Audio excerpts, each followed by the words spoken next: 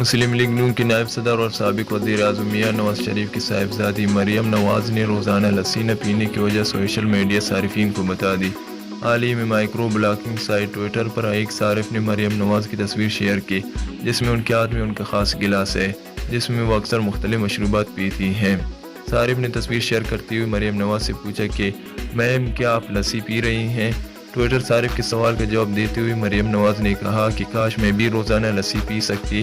مریم نواز نے کہا کہ میں اپنے وزن کی وجہ سے روزانہ لسی نہیں پی سکتی بلکہ صرف کافی ہی پیتی ہوں۔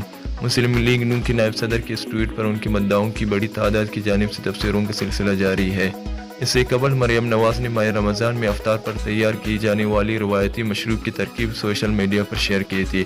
واضح رہے کہ مریم نواز سوشل میڈیا پر کافی متحرک رہتی ہیں اور وہ صارفین کے ٹویٹس کا جواب بھی دیتی نظر آتی ہیں۔